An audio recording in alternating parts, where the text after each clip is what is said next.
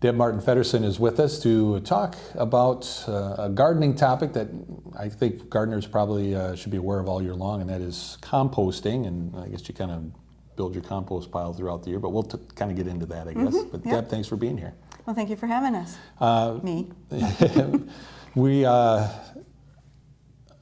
to talk first about Stone Point Gardens. This is a community garden, right, that's been going on for a while? It is the old landfill, and the county has taken it over and has opened up community gardens there, in particular those who have done some commercialization, so selling like at the farmer's market and stuff like that. And the master gardeners of Winona County have now set up a educational garden there. And so all summer long has had educational courses being offered and workshops, and we have a workshop coming up this Saturday, September 20th from 10 to noon, and the magic of worms and composting. And I guess it is kind of magic how that all works out. But tell us a little bit about what we're going to learn. Composting, I've tried doing that. I just pile a bunch of my grass clippings and things in a corner, and then just you kind of leave them. You got to turn them. There's certain things you have to do, and I imagine that's some of the things you're going to be talking about. Yeah, it's pretty much going to be a basic 101 composting, talking about the benefits of composting, talking about how you can set up composting in your residency, really looking at individual composting piles, not anything that would be commercialized at all.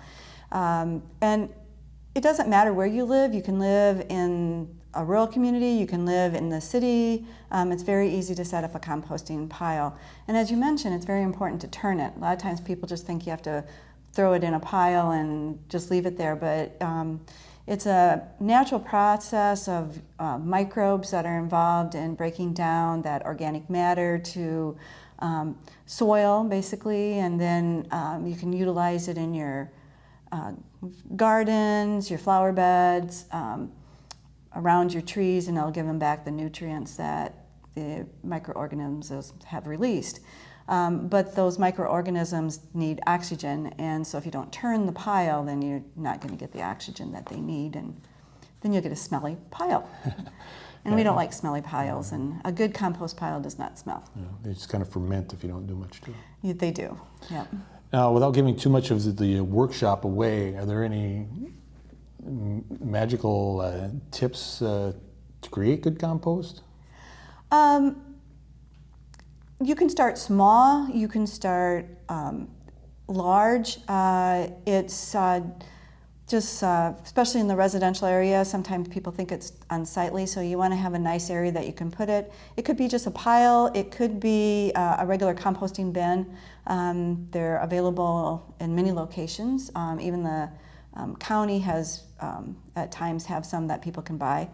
And the main thing is to make sure that you mix with them the proper starting ingredients, which is basically materials that are high in carbon, and a lot of those are the ones that are dead. So like you raked your leaves last winter and they're in a pile, those would be considered very rich in carbon because they're browns, whereas grass clippings would be high in nitrogen, and so those would be the greens that you would add. And so you want to have a kind of an equal mix of the carbons and the nitrogens, the browns and the greens, and then mix those up, and as you mentioned, just once a week give it a good stir and make sure there's oxygen in it, and it will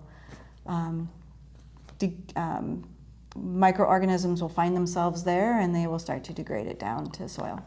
So the workshop is coming up on Saturday. What are the times again?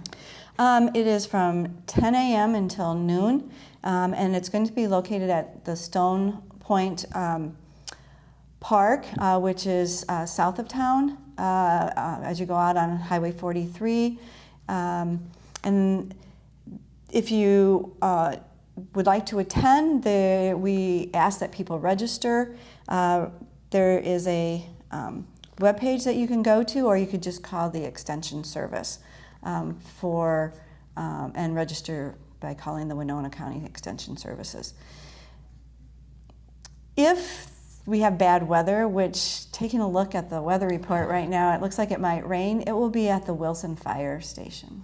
Okay, so still head up Highway 43 regardless. It's still head up Highway 43, yes. And this is free, so you just need a little pre-registration, but there's no fees required? There's no fees. The only reason we ask people to register is so we get an idea of how many handouts we would need. It doesn't mean you have to register, but it just gives us a count.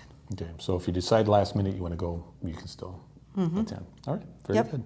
Anything else we should know about that, Deb? Well, it is outdoors, and so we encourage people to bring a chair or a stool so you have something to sit on, because there's not an amphitheater at the park yet, and so bring your own chair to sit on. All right. And it's hands-on. We're going to have a open discussion, giving you tips on how to set up composting, and then we're really going to start to focus in on something that you could even set up in your own home, in your basement if you want, and that is composting, which utilizes red worms. And the advantage of that is it's very easy to run downstairs to a cool area and throw in your kitchen waste.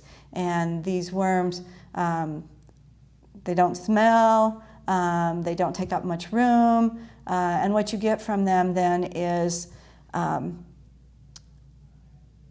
their casings that can be great fertilizers for your house plants, or you can store those during the wintertime and use them out in your garden in the summertime. And so, especially as we're heading now into colder climates and composting piles might not be working as well, this is still some way that you can keep it going. And again, something very, very confined, something smaller that can be in your own home. Right, very interesting. We'll encourage people to take part in that, and of course, good compost means a better garden and a better flower bed.